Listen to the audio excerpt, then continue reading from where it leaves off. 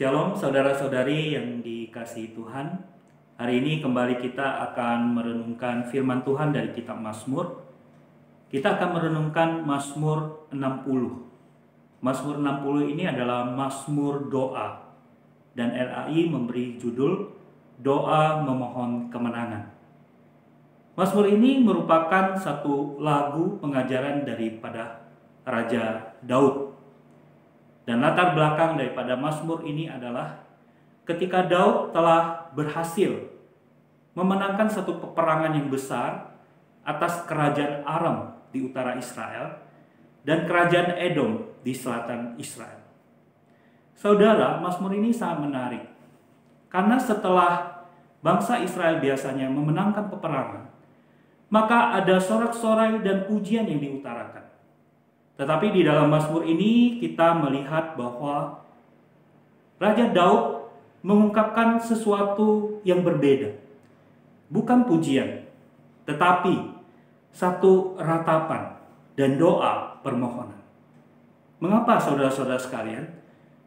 Karena Raja Daud mau membawa kita melihat kemenangan yang terjadi di belakangnya itu apa yang terjadi. Raja Daud mengajak kita untuk merenungkan akan apa yang dialami oleh dia dan juga oleh pasukannya. Dia menyatakan bahwa ada satu kekalahan yang terjadi sebenarnya sebelum kemenangan itu terjadi. Kekalahan yang membawa satu ratapan yang diutarakan di dalam ayat yang ketiga sampai ketujuh. Di situ ratapan yang digambarkan adalah bangsa Israel ada di dalam penderitaan yang besar. Bangsa Israel seperti dibuang. Bangsa Israel seperti diberikan anggur yang memusingkan. Dan bangsa Israel mengalami sesuatu hal yang membuat mereka menjadi putus asa. Tetapi Raja Daud sebagai seorang pemimpin yang takut akan Tuhan, dia membawa hal tersebut, pergumulan tersebut di hadapan Tuhan, dan dia berdoa dan memohon kepada Tuhan supaya Tuhan memulihkan dia dan bangsa Israel. Sehingga dengan demikian Raja Daud kembali datang kepada Tuhan. Dia sadar bahwa kekalahan di dalam peperangan itu adalah karena mereka mengandalkan kekuatan sendiri. Saudara, di sini kita melihat dari ratapan dan doa permohonan ini, ada satu pertobatan yang terjadi dari Daud, pemimpin pasukan dan juga pasukannya serta bangsa Israel. Dan mereka kembali kepada Tuhan. Saudara yang dikasihi Tuhan, pertobatan yang sejati ini kemudian dilanjutkan dengan satu hal yang membuat mereka bangkit, yaitu firman Tuhan. Firman Tuhan di ayat 8 dan 10 yang datang kepada mereka telah membuat mereka sadar bahwa tanah Kanaan adalah satu janji Tuhan kepada mereka yang telah diberikan kepada mereka. Dan bangsa-bangsa di sekitar itu adalah akan takluk kepada mereka. Dengan firman Tuhan itu, Raja Daud dan juga Yoab dan juga para pasukannya, mereka menghadapi bangsa Aram dan bangsa Edom dengan cara yang berbeda. Mereka datang dengan cara mereka mengandalkan Tuhan. Mereka datang bersama dengan Tuhan.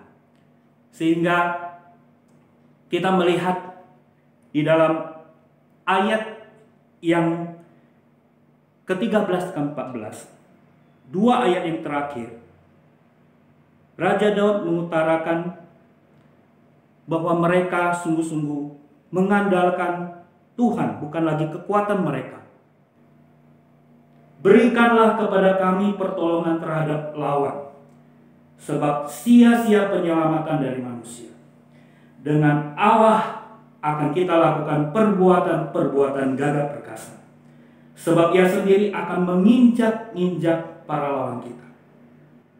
Saudara yang dikasihi Tuhan, Mazmur doa permohonan kemenangan ini, Daud mau mengajarkan kepada keturunan Israel bahwa kemenangan bangsa Israel terhadap bangsa-bangsa di sekitar adalah semata-mata pertolongan dari Tuhan. Adalah penyelamatan dari Tuhan yang berperang bagi mereka. Saudara, bagaimana dengan kita saat ini? Rasul Paulus di dalam kitab Efesus berkata bahwa kehidupan orang percaya adalah seperti peperangan. Tetapi bukan lagi peperangan secara fisik. Bukan melawan darah dan daging, tetapi peperangan rohani. Melawan tipu muslihat iblis dengan pemikiran-pemikiran yang melawan Tuhan. Dan perbuatan-perbuatan dosa dengan hawa nafsu yang ditawarkan oleh dunia ini. Apakah kita bisa menang dengan kekuatan kita sendiri? Tentu saja tidak. Seperti yang telah kita renungkan dari pengajaran Daud dari Mazmur 60 ini. Hanya bersama dengan Tuhan kita akan menang.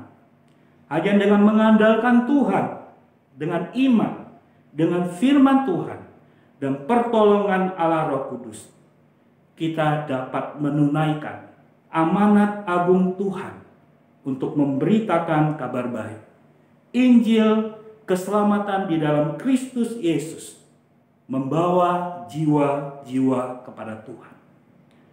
Marilah kita berjalan bersama dengan Tuhan.